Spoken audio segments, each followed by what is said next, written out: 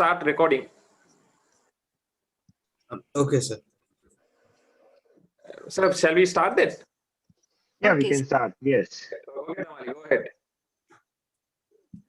මම රාගම වෛද්‍ය පීඨයේ අවසාන වසරේ වෛද්‍ය ශිෂ්‍යාවක්. මේ ඔයාගෙන් ප්‍රශ්න කීපයක් අහුවට කමක් නැද්ද? කමක් නැහැ නෝ. මහත්තයාගේ නම මොකක්ද?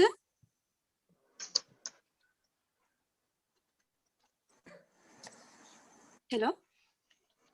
තමයි කියන්නේ. මහත්මයාගේ නම මොකක්ද? මගේ නම චන්දන. වයස කීයක් වෙනවද දැන්? වයස දැන් 60ක් වෙනවා. රස්සාවක් එහෙම කරනවද?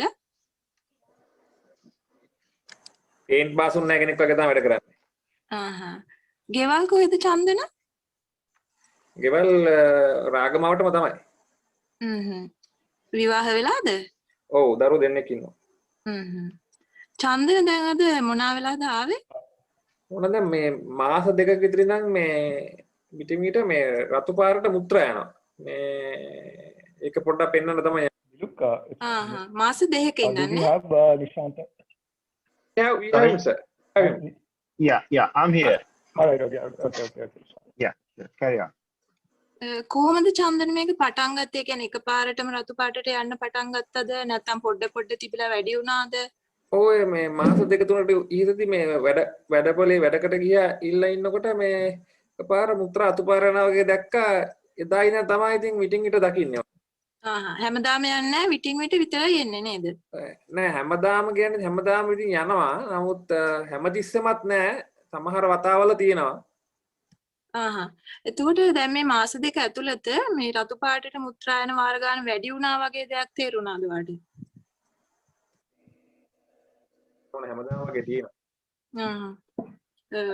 තද රතු පාටටද යන්නේ නැත්නම් ලා පාටක් වගේද? සමහරලාට තද රතු පාරටත් වෙනවා සමහරලාට ලා පාරටත්. රතු පාට කැටි වගේ තියෙනවා. කැටි වගේ නම් ගිහිල්ලා නැහැ. වතුර වගේ තමයි. චන්දන් දැන් මේ රතු පාටට මුත්‍රා යන එකත් එක්ක ඔයාට බඩේ හරි කොන්දේ හරි කොහේ හරි වේදනාවකුත් එනවද? කැක්කුමක් නම් ආවේ නැහැ මුත්‍රා කරනකොට. පොඩ්ඩක්වත් වේදනාවක් තිබ්බේ නැහැ නේ? නැහැ කැක්කුමක් නැහැ. එතකොට දැන් මේ ඔයාට රතු පාටට මුත්‍රා යන්නේ මුත්‍රා කරන්න පටන් ගත්ත ගමන්ද නැත්නම් මුත්‍රා කරලා අවසාන හරියේද නැත්නම් මුල ඉඳන් එක දිගටම යනවද රතු පාටට? එහෙම මම විශේෂයෙන් බලලා නැහැ. හැබැයි දිගටම තියෙනා වගේ තමයි තේරෙන්නේ. චන්දන්ට ඔය කලින් පපුවේ අමාරුවක් එහෙම හැදිලා ඊට පස්සේ ඔය මේ ලේ කැටි ගහන එක අඩු කරන්න වගේ කියලා දිගටම මේ පාවිච්චි කරන බෙහෙත් මොනවා හරි තියනවද? හැමදාම හවස පපුවේ අමාරුවක් නම් පපුවේ අමාරුවක් හැදිලා නැහැ. එහෙම හවස් වෙලා බොන බෙහෙතක් එහෙම එකක් නැහැ නෝන. නෑනේ. වෙනත් අසනීපයකට මේ ගොඩක් කාලෙක ඉඳන් පාවිච්චි කරන බෙහෙත් මොනවා හරි එහෙම තියනවද? නෑ එහෙම බෙහෙත් බොන්න තරම් ලෙඩක් තිබිලා නෑ. මේ චන්දනට දැන් දත් මදිද්දි විදුරු මස් වලින් ලේන ගතියක් මල පහ එක්ක ලේ ගිහිල්ලා එහෙම දේවල් වෙලා තියෙනවද? නෑ එහෙම දැකලා නෑ. ඇඟ කොහේ හරි තදින් වැදුනහම ලේ ගෙඩියනවා වගේ එහෙම.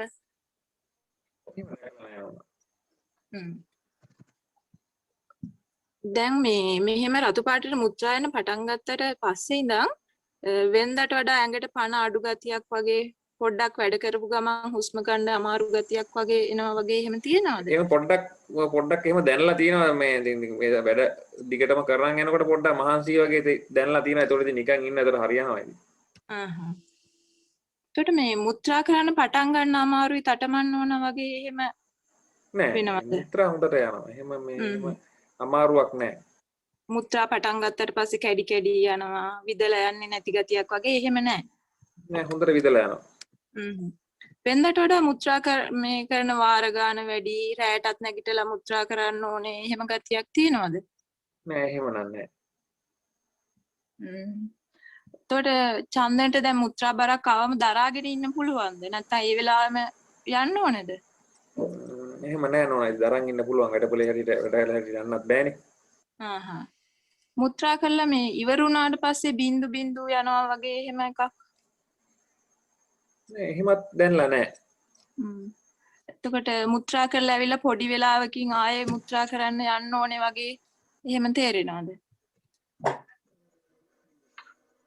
පොඩි වෙලාවක් ගිය ගමන් ආයෙ යන්න ඕන වගේ එහෙම. එහෙම නැහැ. එතකොට මේ මාස දෙක ඇතුළත උණ එහෙම හැදිලා තියෙනවද චන්දනට? උණක් එහෙම නැහැ. මුත්‍රා අඩස්සියක් හැදිලා මුත්‍රා බට දාන්න එහෙම වෙලා තියෙනවද?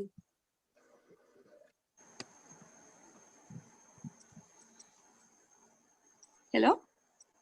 එහෙම නැහැ. චන්දන සිගරට් එහෙම පාවිච්චි කරනවද? සිගරට් නම් ඉතින් ඔය පේවෙනවා ඉතින් වැඩ කරන් යනකොට.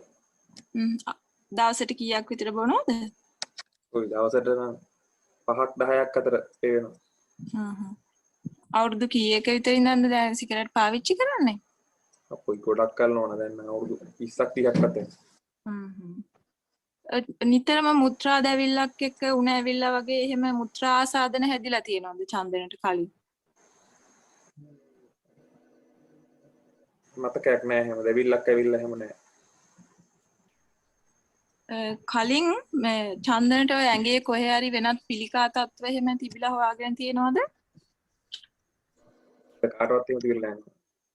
පවුලේ කාටවත් තිබිලත් නැහැ. කාටවත් නැහැ. දැන් චන්දන පේන්ට් වැඩනේ කරනවා කිව්වේ. අවුරුදු කීයකින් ඉඳන්ද ඔය රස්සාව කරන්නේ?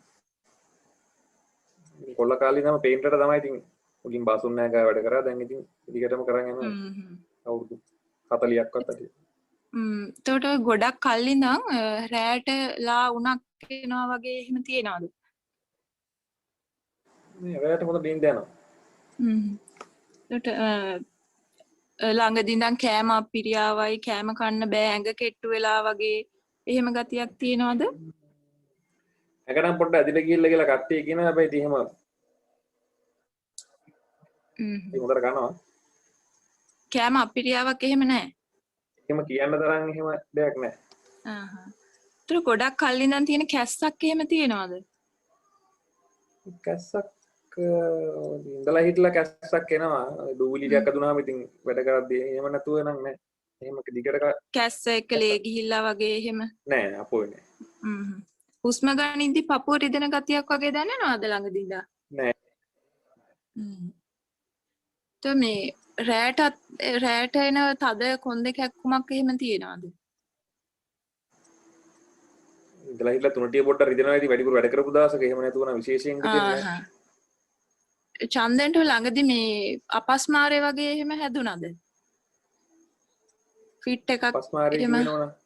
ෆිට් එකක් වගේ ෆිට් එක. නෑ නෑ එහෙම හැදිලා නෑ. එතකොට රැට ඔය මේ ඇඳුම් තෙත් වෙන්න තරම් ගොඩාක් දාඩිය දාන ගතියක් එහෙම තියෙනවද?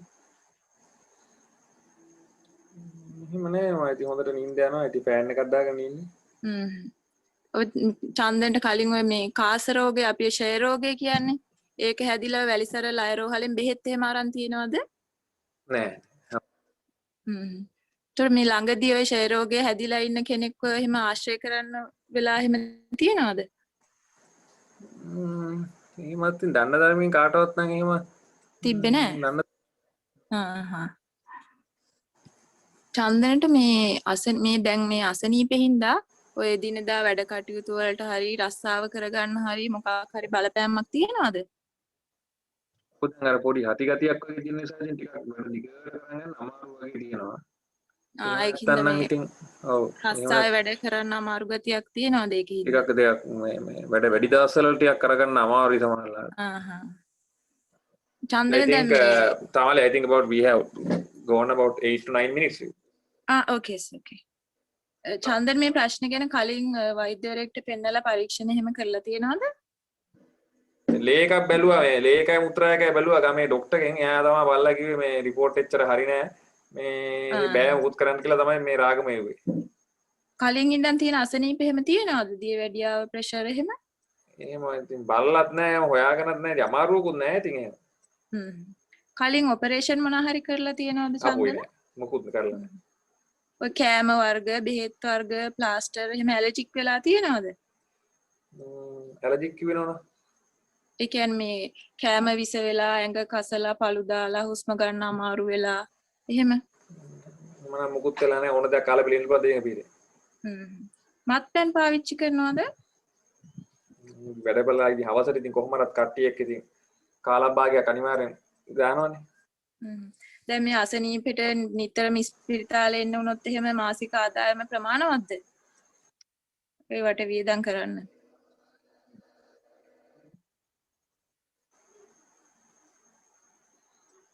Hello. Right.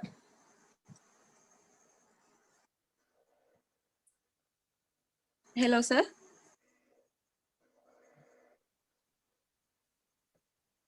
Yeah, we can hear you. Yeah, we can hear you Tamali. ළමයි එහෙම බලනවද අසනීප වුණාම? ළමයි තාම පොඩිනේ නෝනා. ඉස්කෝලේ යනවා තාම? ඔව් තාම මේ ලොකු එක්කෙනා O level කරනවා පොඩි එක්කෙනා තාම 8 වසරේ. ළඟම ඉස්පිරිතාලේ මොකද්ද Chandana?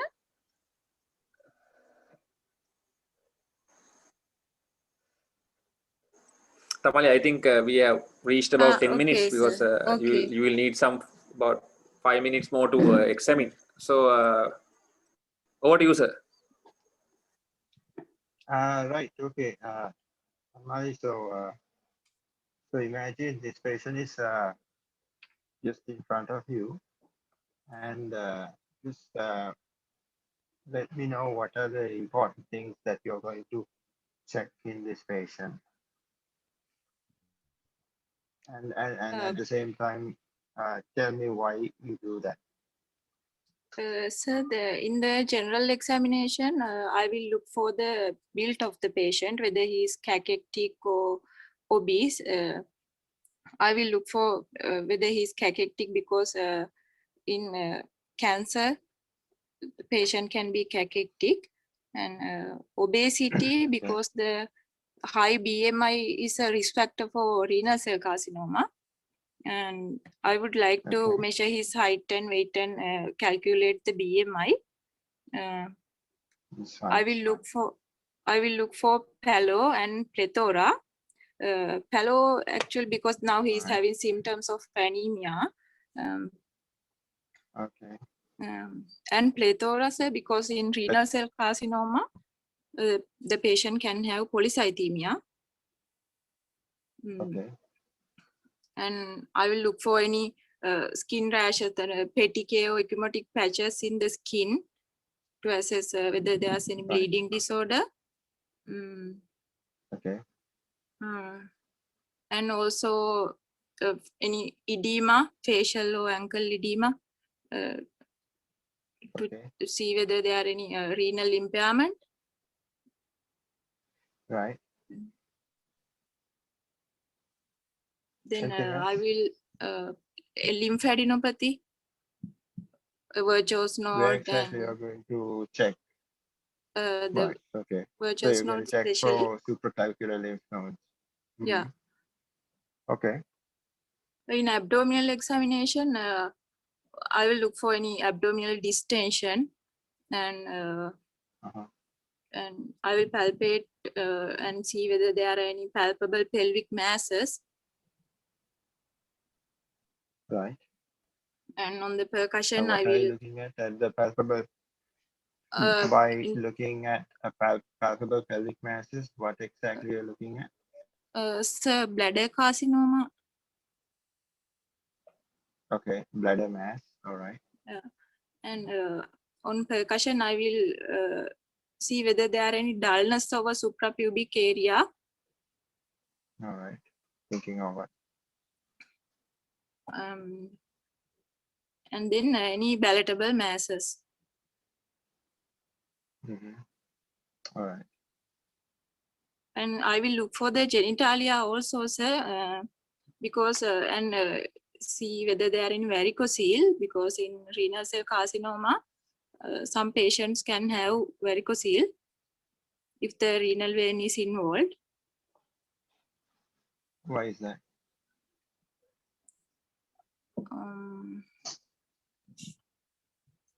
If the renal vein is involved in the right kidney? No, sir, left side, left renal vein is involved. Yeah, specifically you can say I would look for left-sided varicoceles, but you can have it on either both sides. But more commonly in the left side because of the renal vein draining into the Yeah. sorry, the gonadal vein draining into the renal. Right? Okay. Yeah. Anything else So, in your examination, or are you done? Yeah, sir, I would like to do a digital rectal examination also. Mhm. That's it, right? uh, so Shanta, now in this sort of history, first of all, do you think Yeah. she covered uh, adequately everything that's needed, or what do you expect to do more better in that? Yeah. I think I would agree in the content wise. She has touched upon the main areas, although they were not in a particular order, or it would be much better if you go in a much more orderly fashion. But I've Right. seen Yeah. here and there you've been asking many things in and out, but then what matters is at the end how you're going to present this. But since we are not Yeah. going to hear the way you present it, I hope you would put them together and then make a nice presentation Right. out of it. Yeah. Yeah. Yeah. So I Yeah, think but it's very basically, you important. have covered the. You made a very important point that to go in a systematic way, because we don't have a lot of time after taking the history to build up a history for the presentation or to develop a summary. So I think it's very important how you approach the patient in a systematic way. And that's the objective of having this observed history taking. So let's say if there is a patient with hematuria, uh, how do you think the thought process should work? Like, what are the important factors that should come to one's head, and how should you approach? Like, let's say for me, on my side, if you say there is rectal bleeding, I would expect the student to first sort of analyze, take piece by piece about the bleeding, the nature of the bleeding, and then move on to the altered bowel habits, and then to abdominal symptoms, and so on. So like that in hematuria history, how should the thought process work? Yeah, exactly. So it'll be the same uh, whether it's a rectal bleeding or the hematuria. So first of all, you need to analyze. You need to get a clear history. So I think at this, the presenting campaign, you can say uh, this patient coming with visible hematuria, or you can say, dark passing dark color urine was probably uh, hematuria because it's a surgical Yeah. history. So And then when you can analyze I the can we symptoms, clarify that? Can I sure, just hop in? Should we say hematuria yeah, or red colored urine or dark urine? I How would how, I how would happy with any at this stage. But if you, right, if it is more precise, be much better if you say passing red color urine. And right. but I think even hematuria is okay at this stage because we are anyway discussing a surgical patient. So you can say passing red color urine for this much of duration, or you can say this patient. We would specifically like, we know that you know the subject if you start using the term visible hematuria, because macroscopic hematuria is always named or termed as visible hematuria. So try to uh, be familiar with the term because there is an invisible hematuria also come with terms like visible hematuria or passing red color urine, that is also acceptable. But it's more in a medical history that you're talking about passing red color urine or dark color urine. But yeah, you can come with visible hematuria. It's a better term. I mean, if the patient says this, that is visible hematuria if you listen to him for a couple of minutes. Then again, the symptom analysis is most important part of the any surgical history. So when you analyze the hematuria, we would always like to see whether it's a sort of a complete hematuria, or basically the sequence of the hematuria. It could be initial, or it could be complete, or it could be terminal. You know, at the end of the day, it hasn't got any bearing on or any sort of clinical importance of that particular thing. But it is always more academic and more nicer way to present, because if you look at the practical importance of that, it may not be that much important, because I mean, if you look at the patients with bladder cancer or renal cancer, they always come with complete hematuria. I've hardly seen anybody coming with initial hematuria, which people think mostly occurs due to some sort of a prostate issues or maybe a urethral lesion or something. But even if it is, I mean, anything above the sphincter, they collect inside the bladder and then they present as complete hematuria. But anything below the sphincter, external sphincter, they, if it is inside the urethra, they usually present with spotting. So initial hematuria is a bit of a non-existent symptom. But at your stage, it's, I mean, it's nicer and it's more sort of elaborative. So always you can go ahead with that, and that will probably add you some marks. But if somebody asks you whether there's any importance, if it is a young examiner, you can say no. If it is a very old examiner, you can say yeah. It could be according to the anatomical location of the site. You can sort of describe it in such a way.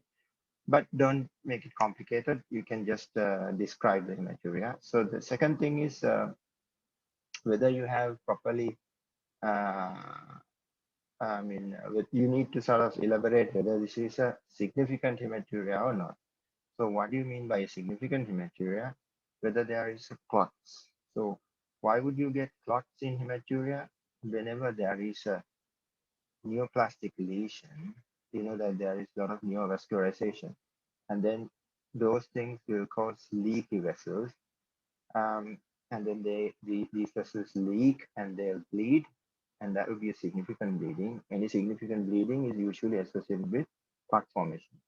But if you look at the other differential diagnosis in hematuria, for example, a stone disease, right?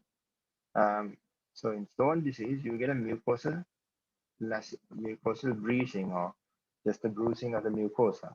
It will just sort of release a few amount of blood, and they will never get clots. I mean, they're very unusual to have clots with the ureteric colics. So if it is a significant hematuria, yes, whether there are any clots. If somebody comes and tells you that there is passing clot, that is considered significant hematuria. So again, the color of the sort of hematuria, as you said, yeah, usually it's a, you know, if it is significant hematuria, it's basically really red color. Whereas in stone disease, if you ask the patients, it's usually, you know, very rosé color or a little bit of pinkish color urine that they pass. And then the other important historical thing is painful or painless. So I'm sure that if you are going to summarize this, you will summarize it as a painless hematuria. But again, it's very important to identify what you understand by pain. Dysuria is not the pain that we think. The classical thinking of painful hematuria is the hematuria associated with colic, right? So colics are usually due to the ureteric stones. And then you consider that if somebody comes with a typical going to groin pain and a colic, you know, associated with hematuria, maybe stone. So, but again, you have to remember that there is a thing called clot colic, even lesions inside the kidney, or you know, this is nice to know. It's not must, but you know, at your stage, but you know, there is a thing called a urothelial cancer or upper tract urothelial cancer. That is the same urothelial lining inside the renal pelvis and the calyces. So that can also give rise cancers, and they can release blood, and then that and sometimes referred to as a colic. So that is something, an added knowledge. Yeah, so symptom analysis, basically analysis of hematuria is the most important thing with all these factors. And then comes the associated factors, which is always, and last time also I told you, it's either, hematuria and low inner tract symptoms go hand in hand.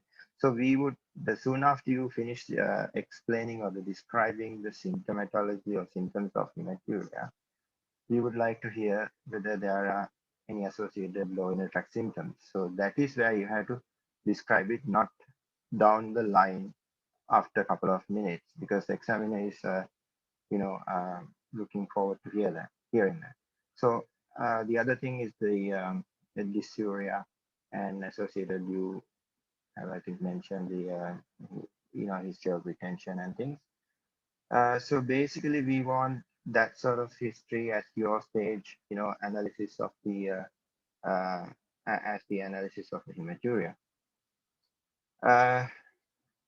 Then, if I move down, then we would like to, as in any surgical history, once you describe the basic symptom, these things will be linked. So then you have to describe the differential diagnosis, which you did, but again, we saw a little bit of a lack of, the sequence, because I presume in observed history taking, you may not be having is it right, Pramod, that the candidate will not get a sort of time to summarize and give a nice written history? Is it right? Yeah, they will get about 10 minutes just to sum up their history and the findings. All right.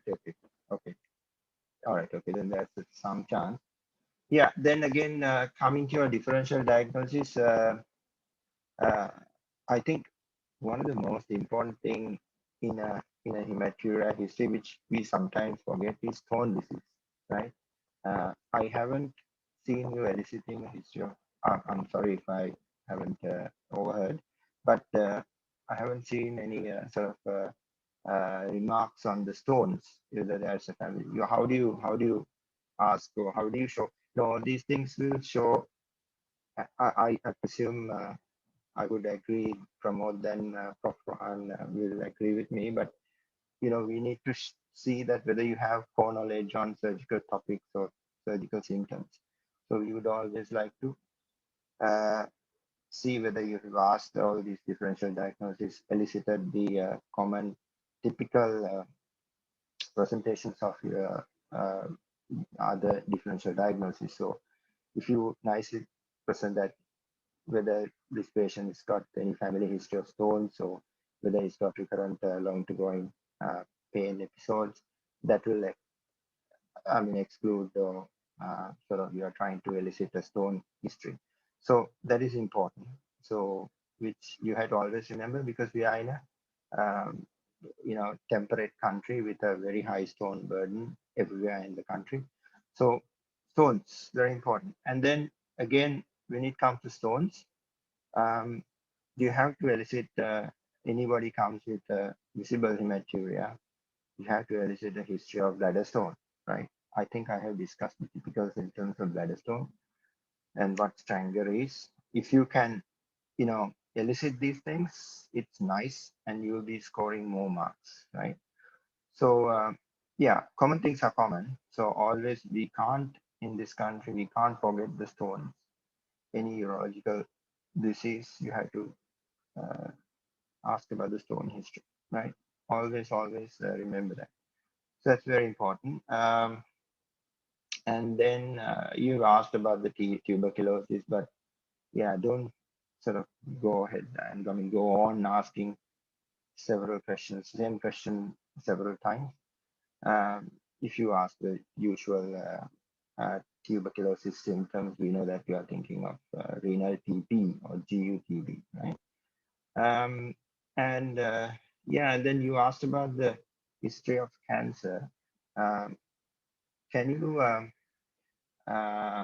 elaborate on that? Why would you ask about history of cancer, and is there any relevance of history of cancer and the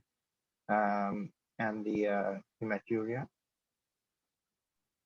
Sir, because the family history is a risk factor for this renal cell carcinoma, there are Okay, right. associated certain syndromes.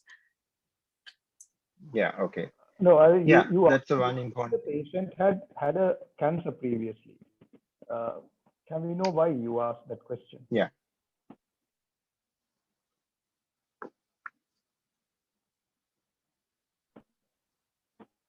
Hello, can you hear us? Samad, Sir, right?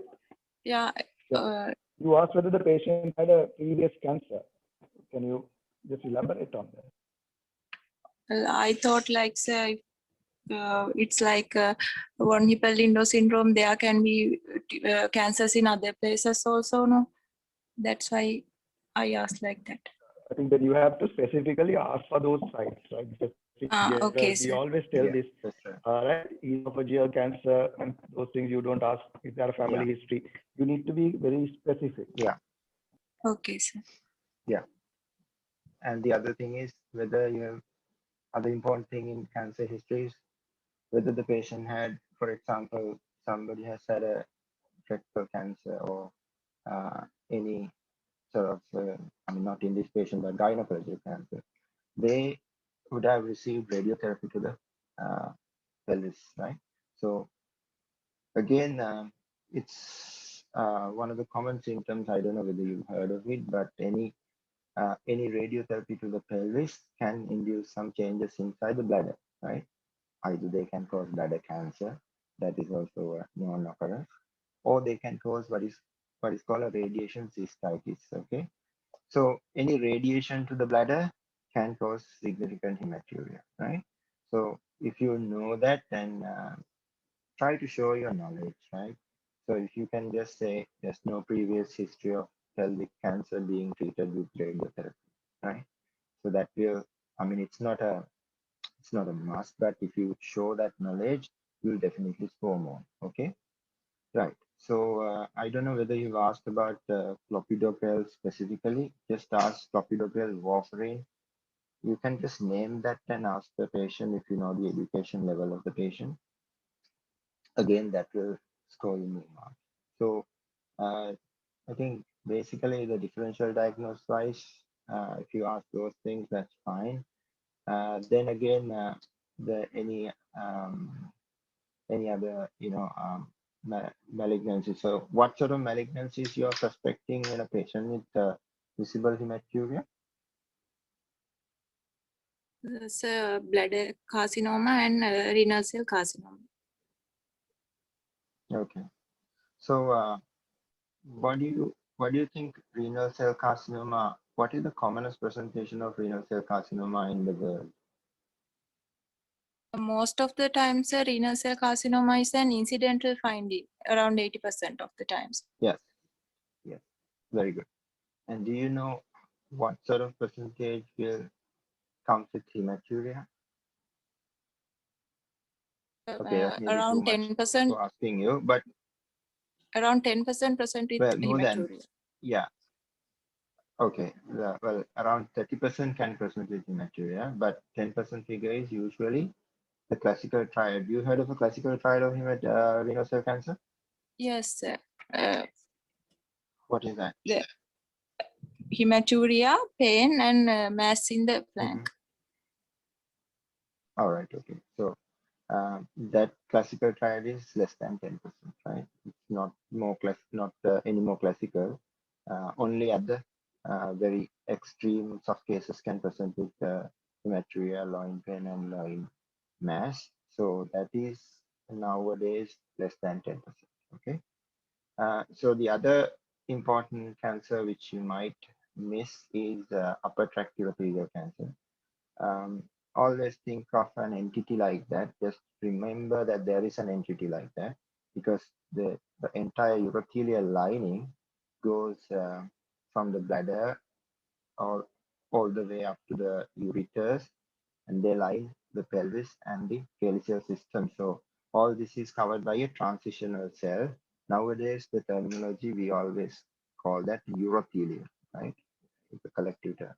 So any cancer in this urothelium can present as urothelial cancer. Okay, they behave like a bladder cancer, but that the place is different. Okay, right. But then again, there's no classic history that you can get with urothelial cancer. You might get a colic, but it's not classic.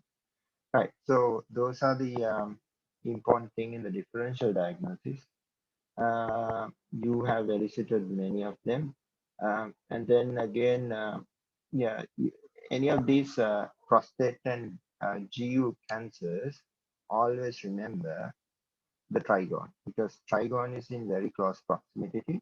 I mean, the trigone is where the ureters are getting open. So any problem with the prostate can affect trigone. It can infiltrate trigone of it, and then the ureters are opening into the trigone. So they can have upper tract obstruction. Okay, so they can have renal impairment symptoms and renal impairment as a complication. Right? And then you have discussed about the metastatic complications. So if I ask you a question, um, bladder cancer or renal cancer, where does it go first? Where does it metastasize first? You with me? You had to unmute. Is it liver, sir? I'm not sure. All right, okay. So these are like, just the basic knowledge. You know that anything which drains into portal system metastasizes into the liver, because that is the first filter that they go through. But all these structures which are in the retroperitoneum and extraperitoneal structures like the bladder and the kidneys, they don't go first to the portal system, is it? They go all the way to the liver, the lungs. So if there's a hematological spread, yes, that should be lungs. But bladder cancer, it's notorious. It will first go to the lymph nodes more predominantly.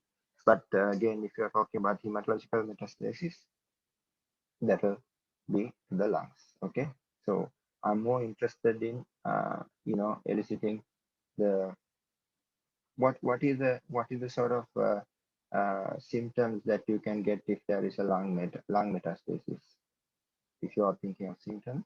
Chronic cough and hemoptysis.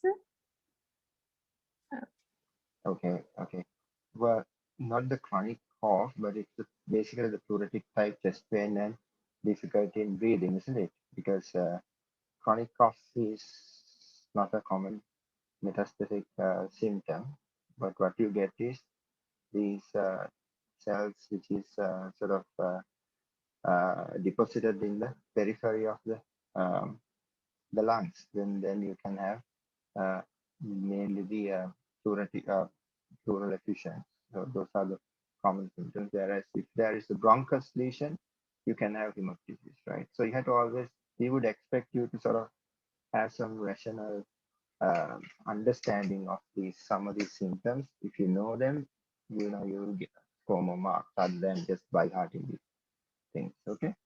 So and then the last thing you discussed about the etiology. Tell me something about the etiology of the let's say bladder cancer. If you're thinking, what are the common etiological risk factors for bladder cancer? Mainly smoking, sir. Yeah. Smoking. And there are some occupational occupations which are like dyes and heavy metals. Okay. Dyes, Rubber aluminum, industry. and rubber industry, and asbestos, right? So those are the common etiological factors for bladder. Strangely, smoking is always there for the renal cancer, but nothing much when you talk about the etiological factors other than the smoking. Then you get, as you said, hypertension and other chronic conditions which can give rise renal cell cancer, and then the familiar things. Right, those are the basic outline that we would expect you from history. And I think we've discussed about the examination findings. Pramod, what do you think? We should proceed with discussion. Yeah, Or what do you think? yeah, I think. Yeah, I think in a summary, there were very important points. So maybe hematuria, maybe rectal bleeding, whatever it is. First, you need to analyze the patient's complaint in a very systematic manner. As you rightly said, I also noticed that she was sort of asking the right questions at the wrong places. And because it's observed history taking, you might, get low marks for that, for doing that. Just because you put all the right questions on the table, don't think the examiner is going to select the ones and give you marks. It doesn't happen like that, right? So you need to be organized in your thought process. So very nicely explained that how you explain the bleeding, and then how severe the bleeding is, asking about clots, and then about pain, those things, pain. Yeah. Thanks. Okay, sir, go ahead. So I think first, yeah. So whether it's painful or not, that leaves out, so that gives you an indication as to the differential diagnosis, and it may leave out about 50% of the DDs that might come with hematuria.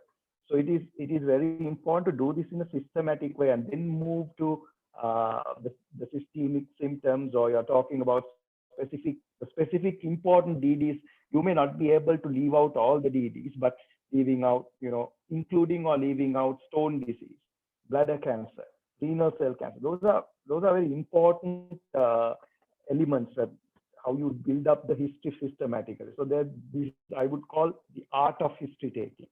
Right? You need to build up the case, not just complete like a tick box, ask all the questions that is necessary. Right? So I mean, we don't have to teach you all the cases, but from the cases that we have taught you, how to analyze symptoms and how to build up a history, you should be able to do it for other presenting complaints as well. Yeah, I think we can move on to the next step. So, Kamali, are you ready for the discussion part? Okay, sir. Hello. Okay, sir. Right. So we'll ask Dr. Nishanta to sort of do it in a how we would do it at the exam itself, asking you the first question that he will need to ask you to lead him on to a discussion. Right? Yeah. We'll go ahead with the discussion, Nishanta. Can you hear me? Right. Yes, Okay, sir. Kamali. Right. So first, shall we start the discussion? What do you understand by the term hematuria? There can be macroscopic hematuria and microscopic hematuria. Microscopic hematuria means passing of red colored urine due to presence of red blood cells in urine. Okay. And microscopic hematuria means there are more than 3 red blood cells per high power field in urine analysis. Yeah. In the absence of That's infection, right? okay, That's very important. Okay, we don't call it, when there is infection, we don't call it microscopic hematuria because that is infection. Okay, right. So that's important, right? When you come back to this patient, what are your DDs? Give me 1, 2, 3. Based on your gut feeling and your clinical impression, what do you think he's got? Let's say examination finding is unremarkable. My most probable diagnosis is bladder carcinoma, sir. Next one is renal cell carcinoma. Okay. And for the third one, I will consider prostatic carcinoma as well. Okay. Could that be a stone disease? Unlikely, sir, because mostly the stones present with painful hematuria. There's a loin to groin pain or severe pain. You can argue that, but then you can we have seen many patients with renal large stack-bone calculus. Sometimes they can present with, because you know that there's no hollow viscous to sort of obstruct when there is a kidney full of stone, right?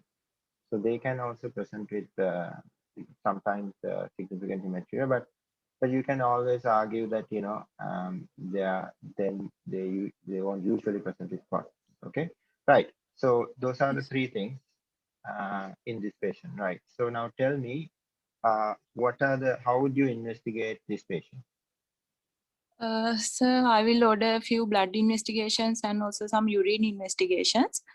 I will Okay. order a urine Why full blood? report, blood, their full blood count, and there I will see some, the hemoglobin level, whether it is reduced and or whether it is high, which is suggestive of polycythemia. And Okay. Can we I move will into look. other blood investigations? Yes, I will order PT-INR also, whether this patient has any bleeding tendency, and serum Okay. creatinine level to assess whether Okay. there's Why a would you renal do a serum impairment. creatinine here? Okay. If there's a renal impairment, what implications it has got?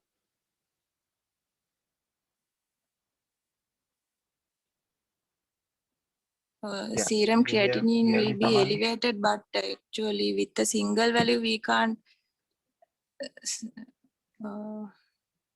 No, the whole point of doing a serum creatinine is to see whether there is any upper tract obstruction, or if there is any if the patient's got renal impairment or chronic kidney disease, we will be having some limitations with what? As a house officer, we would like you to check them always in cancer patients for several things. But again, at the beginning, when you start the investigations, why would you do a serum creatinine?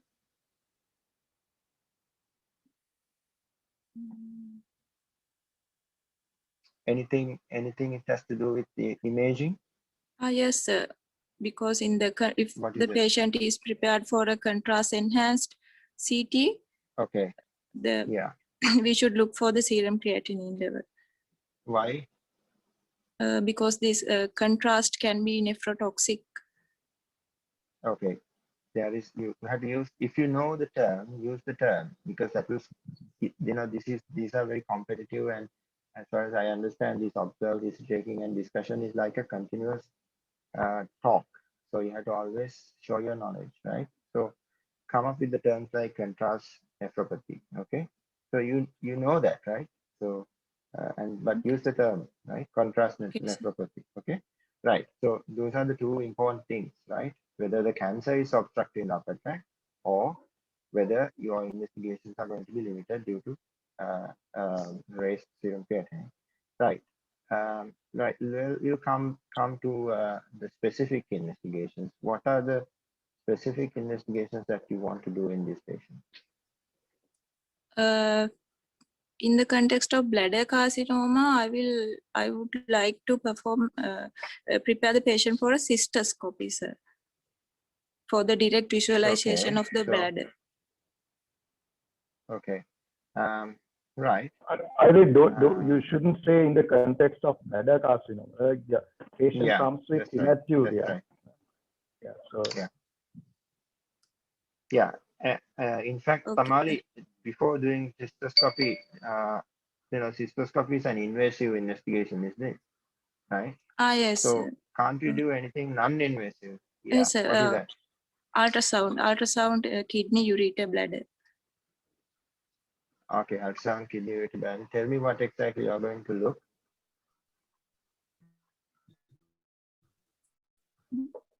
Look. I will. In the ultrasound, we can look for any renal tumors or cysts. Are there any upper tract dilatation? You are the house officer of the particular ward, and the patient is involved. Okay, and you are thinking of area, and your radiologist is asking you to send the patient for an ultrasound scan.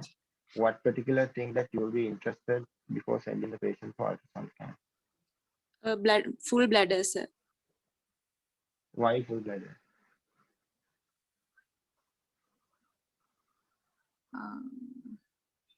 To assess the post-coital volume. Not really. I mean, how can you visualize? How can you visualize in a collapsed bladder if there is a bladder lesion? How can you visualize? You can't, Uh, is it? So if you want to yes, sir. see, because any bit of information which is non-invasive is going to be very helpful, isn't it? When you decide on your next level of line of investigations, right? So ultrasound scan, you have to particularly ask them, send the patient full bladder, right? Okay, that's important. Right. So ultrasound scan, I'm going to ease your life. You're going to look at the bladder tumor. More particularly, you are going to look at the renal tumors, right? Because ultrasound is very sensitive for renal tumors, right? But anything else that you're going to look in the ultrasound scan?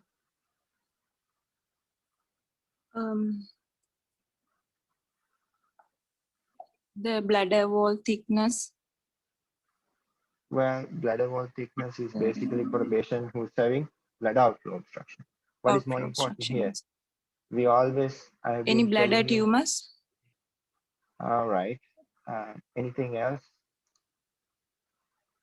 Well, we always like to see the upper tract, right? So whether there is any obstruction, right? Because if there is any obstruction, you definitely know that you are going to be, I mean, the patient is going to be in trouble. Why, if there is, let's say, there is a bladder tumor and there is hydronephrosis, let's say bladder tumor with, let's say bilateral hydronephrosis. What do you understand as a house officer about what's the understanding that you have about his disease at this stage if the ultrasound comes as bladder tumor with bilateral hydronephrosis? Any idea?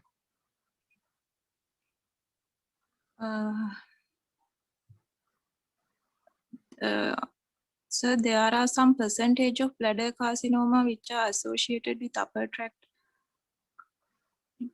lesions as well. Why? What do you mean by associated upper tract lesion? Are That you means at thinking the of same time, urothelial cancer? yes. Well, yeah. Do you remember me telling you that anything in the trigone area can give rise to ureteral obstruction? So Yes.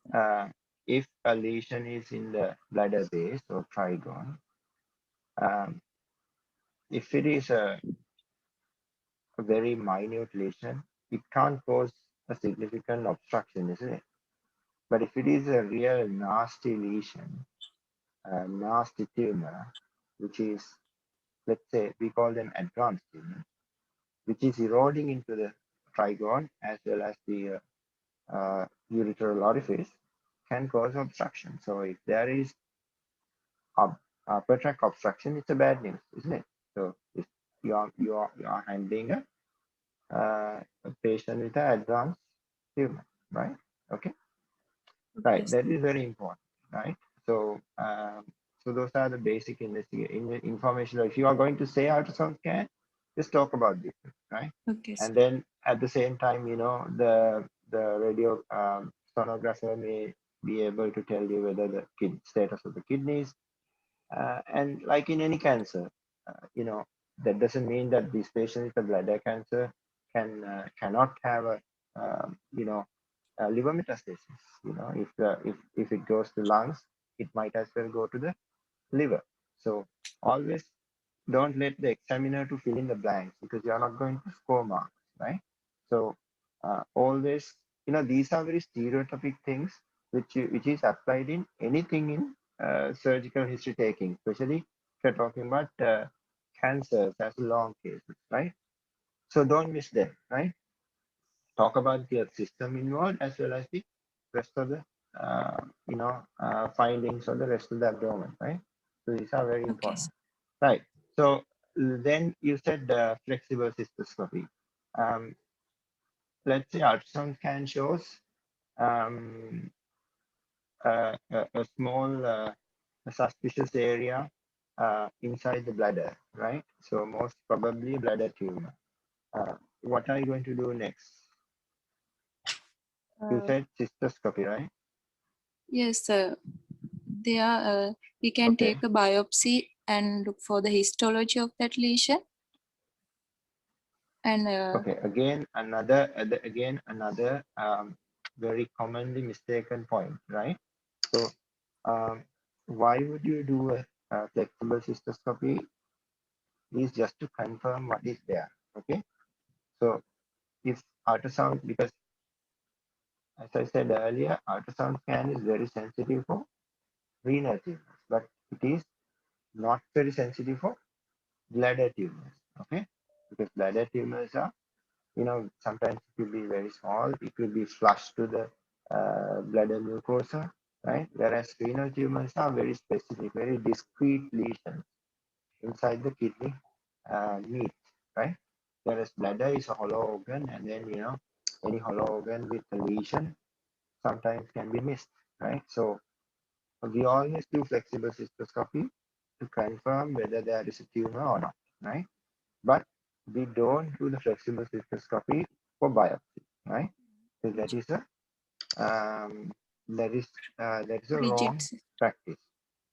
Yeah, you always go for a rigid cystoscopy. Yeah. Do you know why rigid cystoscopy? Why we are not taking biopsy from a flexible cystoscopy? That I don't know, sir. All right, okay. I think I can promote. I'll just share a picture, right? So I don't know whether I can see.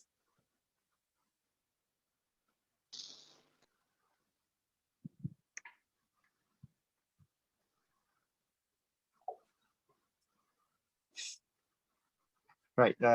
Can you all see the slide? Right. Now this is a slide of a bladder cancer, right?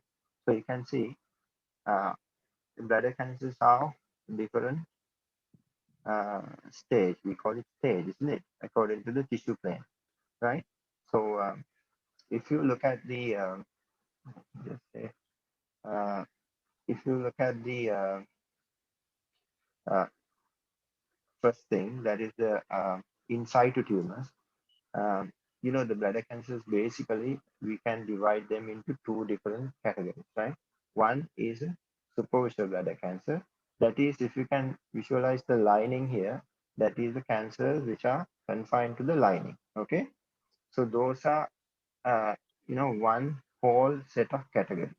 The next important thing is the cancers, bladder cancers, which invade muscularis mucosa or muscle layer of the bladder, not the muscularis mucosa, the muscularis propria or the bladder muscle. So those are called muscle invasive bladder cancers. So bladder cancers are two types. At your stage, we would expect you to know that, right? Because superficial bladder cancers are completely a different set of disease, which is called superficial bladder cancer. Then you have muscle invasive bladder cancer, that is completely a different set of disease, right? So by just looking at from the cystoscopy, you cannot differentiate whether this one is invading into the muscles or not, right? And it is not scientific if somebody is doing that. So if you really want to know what exactly is going on, you need to get a large chunk of district. So that is called rigid cystoscopy and resectional biopsy, or we call it transurethral resection of bladder tumor. Okay, so this is what we are going to do. If you look at this, so you can't pass a metal rod inside the patient's urethra under local, so it has to be a rigid cystoscopy, and then we can take a good chunk of lesion with the muscle wall, so that will give us an idea. This is what it's called. This is the TURBT. You just see that is the bladder tumor. And using this particular electrode loop, we're going to cut through. Can you see these fibers inside? So those are the muscle fibers, right? So we have taken the entire layer through the muscle fiber almost. I mean, we are not going to perforate the bladder, but we're going to take a good chunk of muscle, because without taking muscle, you can't tell whether this is muscle invasive or not, right? So that is one of the important things which I want to highlight. So you don't do flexible cystoscopy and biopsy. Don't tell them, okay? That is a bit Okay, sir. annoying, because that is something, some basic, core knowledge on bladder cancer, okay? Right.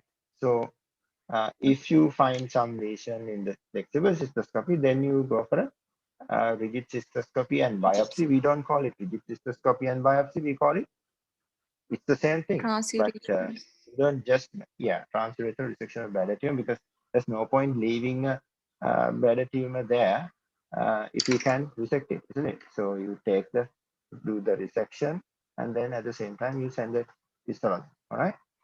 So then you identify whether this is a superficial bladder cancer or a muscle invasive bladder cancer. That is day and night, isn't it?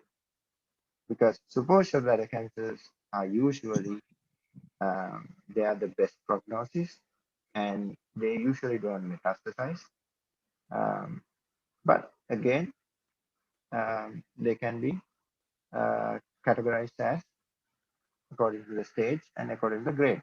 Okay, so there is always a potential of becoming a muscle invasive cancer. And if that happens, there is a potential of becoming a metastatic disease, or disease which can progress. Okay, but those are two different things. Okay, now if I ask you another question, um, okay, uh, let's say this patient had a small superficial bladder cancer. You heard of anything? I mean, what is the next step if you are going to think, if this is a patient 60 years, right?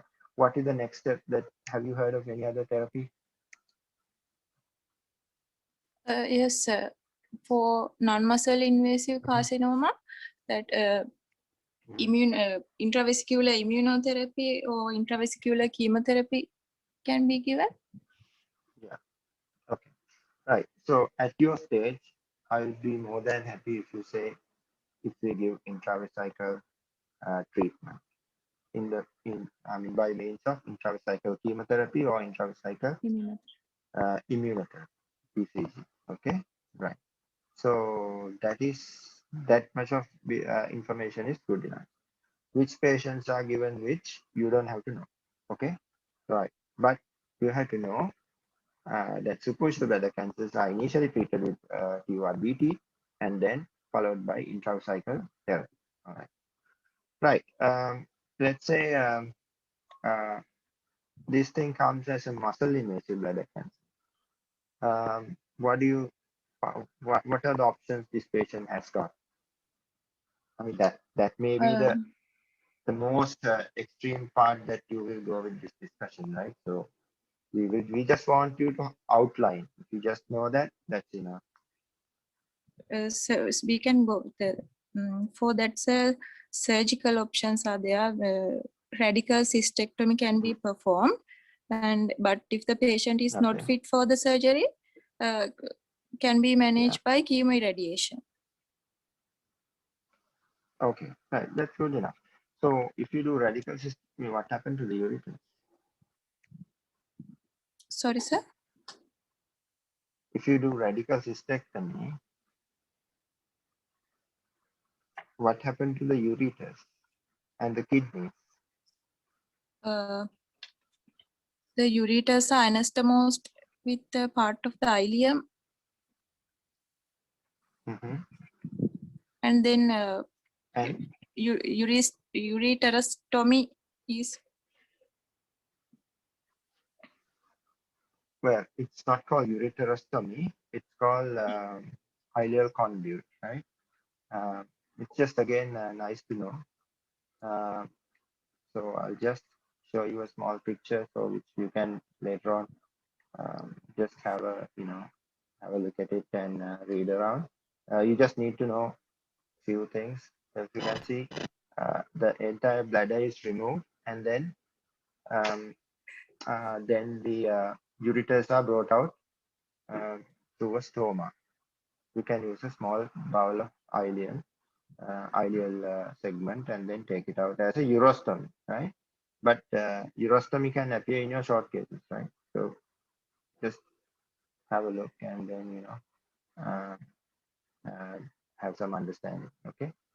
Right. So I think, all right, we couldn't talk about the other important aspect. Suppose this patient has got um, 3 centimeter tumor in the left kidney, right? What are you going to do?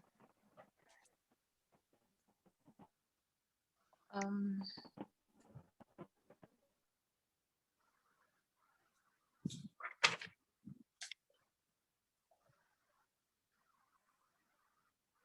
surgical management, sir, by nephrectomy. Okay. You heard of what any types of nephrectomies? Have you heard of any particular types of nephrectomies? Yes, sir. Radical nephrectomy Okay. and nephron sparing nephrectomy. Yes, very good. So radical nephrectomy and nephron sparing surgery. All right. Or you call it partial nephrectomy. Keep it very simple.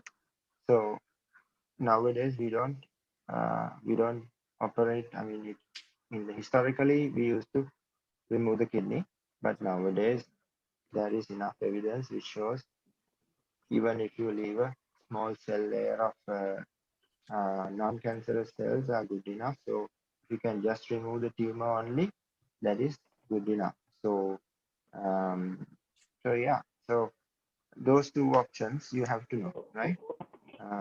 So Nishant, what's the state yeah, of promote biopsying the renal? yeah, What's the state of biopsying renal tumors? Are you more on to getting tissue biopsies for diagnosis nowadays? right. Yeah, I mean that's one of the hot topics. So yeah, most people are interested in biopsying renal tumors because you know nowadays there are many more upfront immunotherapy options are slowly coming out. So if you want to go for that sort of thing, I mean not in a I would say, but let's say two different scenarios. One extreme is like you know very small tumor which is you know which you wanted to manage with what is called active surveillance, right? Because this may be a little bit too much for you, but just because the discussion came out, because you know that nowadays many cancers, you know, that is one of the trends that you need to know in the surgical field. Many cancers are nowadays managed with non-operative method, right? So how do you do that? Just profiling what is exactly inside the cancer, right? So for that, you need to know what is the behavior of the tumor. So you need to do a histological analysis. So that is a, let's say a very small tumor, let's say 1 centimeter tumor, but patient, you know, may be having, you know, it may not kill the patient, right? But you need to know whether it's going to cause any trouble in the coming future. So if you want to know that exactly, you can biopsy. Earlier days, we had some doubt whether the biopsying causes any track seeding. Nowadays, it is non-existent. It is there's enough evidence which shows there's no track seeding. The other extremity is very large tumors, right? And probably metastatic tumors also. That if you want to give any upfront chemotherapy, again, you need to know histology. Or if you're going to give now in one of the important things in renal cancer is chemotherapy has hardly any phase. So it is mainly the immunotherapy, right? So we use a lot of immunotherapeutic agents. For that, we need to know the histological profile. So um, any of these two extremes, yes. But anything else, I mean, if it is a straightforward, significantly large renal tumor, yes, it has to come out. And you are not supposed to, I mean, you don't need to have a biopsy. So in the exam, remember, as a principal, you don't need to do a biopsy. Okay, so the radiological diagnosis is good enough. So radiological diagnosis is highly sensitive. Ultrasound is very sensitive, but CT scan is very sensitive. So we couldn't ask about the CT scans from Tamali. Can you hear me? Sir? Yes, sir. Yeah. What is the, let's say you suspect renal tumor in this patient. What is the most, I mean, as a house officer, you have to ask for a CT scan. What is the scan that you are going to request? Contrast enhanced CT with the nephrogenic phase. Okay. All right. Okay. We don't call it nephrogenic phase, right? We call it contrast enhanced CT with IVU phase. Okay. Okay. Or you can request the same thing as CT IVU. You know what is IVU? Intravenous urogram, right? Yeah. So intravenous urogram has 3 phases, right? Roughly, right? Many people define phases, but you know, at your stage, what you need to know is there is a nephrogenic phase where the contrast is taken by the kidney and kidney will light up. So any lesions will start appearing at the nephrogenic phase, right? Then you get what is called the arterial phase. So the contrast is taken by the renal arteries from the circulation, and then it is taken up by the tumor. And then the third phase is venous phase. Okay, so in the venous phase, the contrast is washing out from the kidney tumor. Okay, so there is a specific radiological pattern at the taking up and washing out. By looking at those patterns, radiologists can uh, sort of interpret the lesion as whether it's a benign tumor or a malignant, right? So in renal cell cancer, we call it a heterogenic enhancement in the arterial phase, right? So you don't have to go to that far, but just remember, I'm just telling you the very basics. So that's why we after that. So IVU, intravenous urogram, include all these 3 phases, right? That's why we ask for an IVU protocol, right? So what is the difference between asking, I mean, between a CECT abdo-pelvis and a CT IVU? It is just that the instructions that we are giving to the radiologist, please look at these particular phases, right? Because the radiologist may not know, you know, what exactly we are going to look at. Okay, so we ask for IVU so that he knows that you have to take particular pictures at this phase, and you have to concentrate on these phases in order to interpret the CT scan. Okay, so that is very important, right? So so that is one thing. And again, uh, you know, as I told you earlier, what other informations that you can get in a CT scan if a patient is renal cell cancer? So whether it is whether the tumor is confined to the kidney and Yeah, to the Gerota's fascia. yeah, okay. That is called, And what do you call that? Staging, okay? Staging of the disease. yes, Okay. for stage. Okay. Yeah. And What else? any extension of the tumor embolus into the renal vein or the inferior vena cava. Yeah, very good. Okay. What else? For the distal metastasis in lung. Yeah. Yes. Metastatic disease. What about the other kidney? You had to look at the other kidney also, isn't it? Right? Yes, sir. Yeah. Okay. Right. And then associated other cancers, like if there is a renal cell cancer, you know, patient may be having some urothelial tumor also. You can see it in the CT scan. Yeah, this basically, if you go to that level, you know, you are basically done. Yeah, I think, There are a few. yeah. Go ahead. Yeah, there are a few questions. Do you want me to? I mean, I don't mind answering them.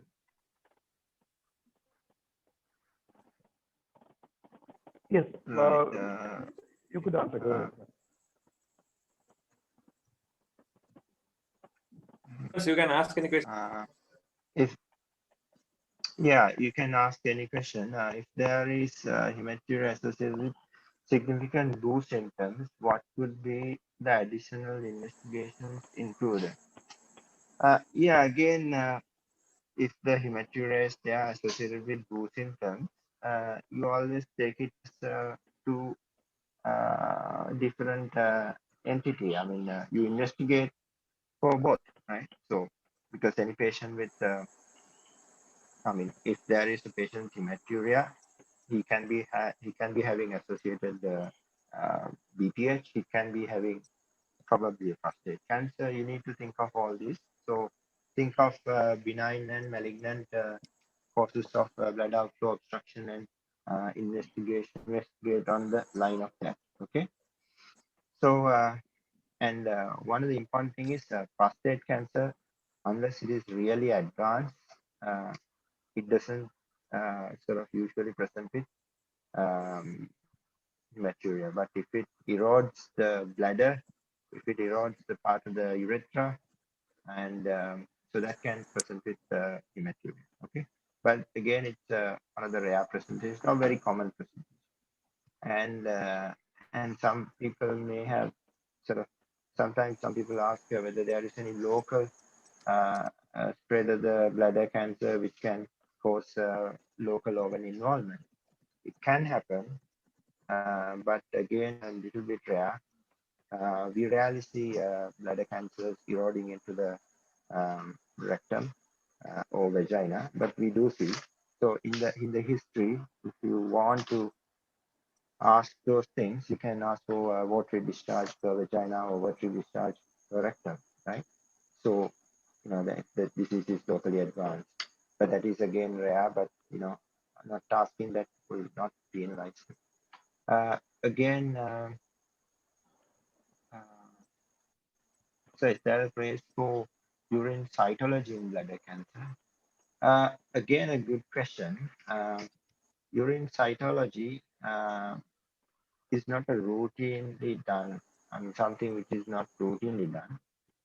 For few things. One is urine cytology is very has very low sensitivity because you know these tumors has to shed off, and then we need to get a significant amount of urine and then to concentrate them and let have a look. So why it is not very sensitive? One important thing is that we don't have dedicated people to look at the cells. We don't have dedicated urine cytopathologists. That's a different issue. But you know, in generally, it's not very sensitive test, right? You can miss things, okay? But if you I mean the specificity is high. If you catch them, you can think of bladder cancer, but it's a very laborious thing and needs a lot of expertise. And there are many better alternatives, like you can do a flexible cystoscopy, which is done under local anesthetic. You put a little bit of gel into the urethra and do it as an office procedure. You can do it in the clinic, and it takes about 5 minutes, 10 minutes. Okay, so but there are specific conditions, like for example, you're thinking of patients having hematuria and CT scan is normal, cystoscopy is normal.